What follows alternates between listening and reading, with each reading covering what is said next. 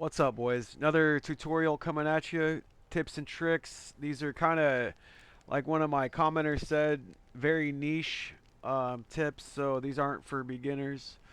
If you're more of a serious Arma Reforger player, then you're going to find a lot of these super helpful.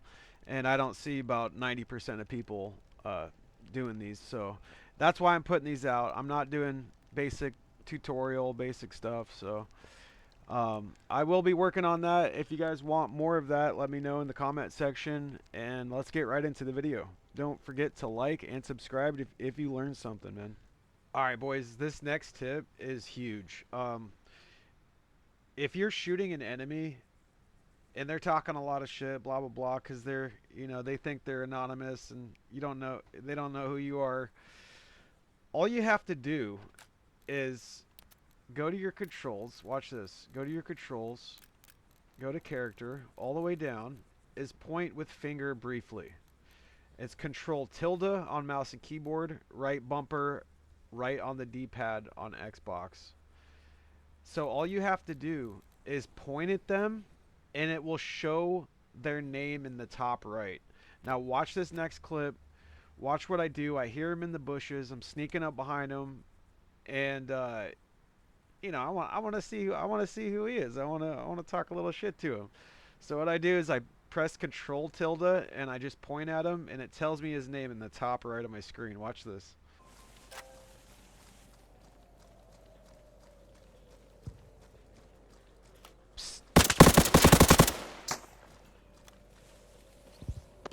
Door stuck. Door stuck. Woods, what are you doing out here?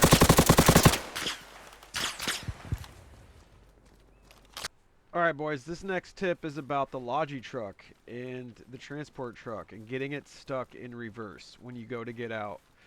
One way to avoid doing this is not getting out before it stops. So, like, wait till it completely stops rolling and then get out. Otherwise, it'll get stuck in reverse and you won't be able to go forward. I see this happen like every other game. People are always in chat about it. So just remember this tip. Once you're in your truck, go to settings, go to gameplay, go down to vehicle driving assistance right here. Turn it to none, right? Then once you're in your truck, on mouse and keyboard, it is Q and E to shift. If you look in the bottom left, it'll say RND, right? And now I'm going to shift to drive. And then that's how you get it in and out. And then you can just turn that back on. Go to gameplay. And then put it back to full. And there you go. You should be out of getting stuck in reverse, and good to run your logistics supplies again so you don't have to get another truck. Alright, the next setting we're going to talk about is your low ready setting. This automatically will shoulder your weapon after you get done running. So default, it's set to where your gun is still pointing at the ground, which is crazy to me. If you're in any type of PvP setting and you're not RPing, then you want to take this off. It's right here. So it's under controls, weapon, and then low ready right here, right?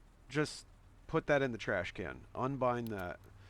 And there you go. And I'll show you the difference here. So let's set it to default. And then watch this.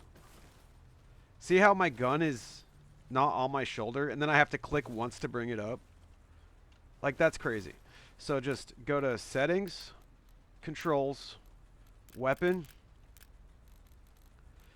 low ready, and throw it in the trash can. And it's automatically binded to your run fast button. So every time you run fast, you unshoulder your weapon. So yeah, take that off. That's horrible. So now my weapon just snaps up to my shoulder. So yeah, do that, boys.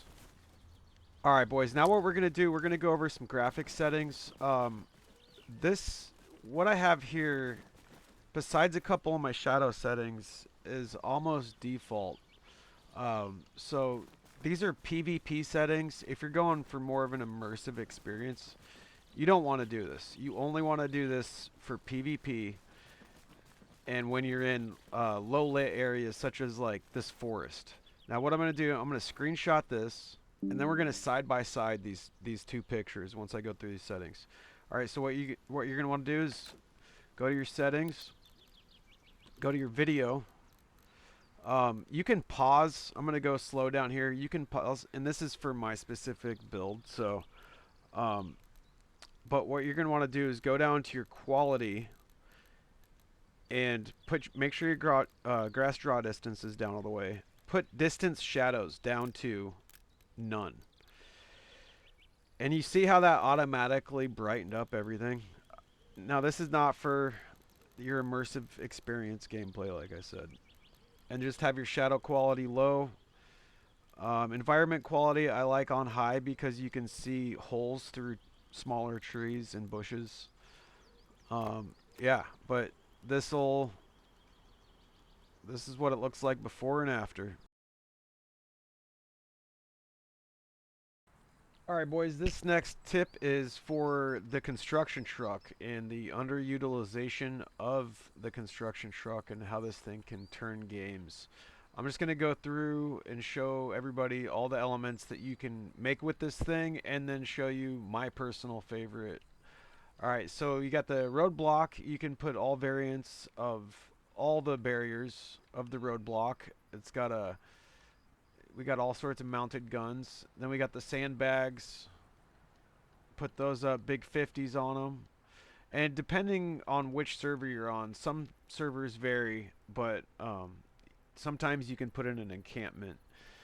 And I'll show you my personal favorite, which is this little tent right here. Different variants, 3 different variants. You got the small, medium, and large. Personally, I like the small. Keeps the profile low. And you can actually bipod. Oh, what's up, dude? He just appeared there. You can actually bipod on this little peak right here, which is pretty cool. It puts you up in the trees.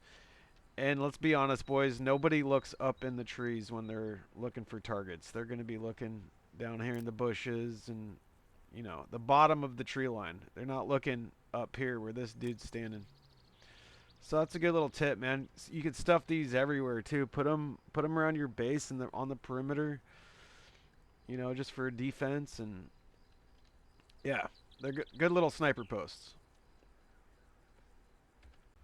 All right, boys. Another quick tip I wanted to show y'all is these little bunkers I like to build. Um, these are great firing positions. They're super useful, especially protecting from choppers. If you know you're going to be holding certain positions around the map, as you're ranking up, you know, so you can buy your tank, just start building these around the map. You just need the construction truck, man. That's all you need. You can build these little firing posts overlooking bases, and yeah, it helps you defend quite a bit. You can put them anywhere, you know. Use that construction truck. Also, a little tip, and I'll tell you this from experience. Leave this side of the door open. You want to way back into your vehicle because it'll just say obstructed. Yeah. All right, boys. This next tip and setting is for first-person servers mainly. So you get pretty cramped in these vehicles, and you know you can even do this in the passenger seat. One thing you want to do is to acquire more targets. You want to go to just turn on Arma Vision.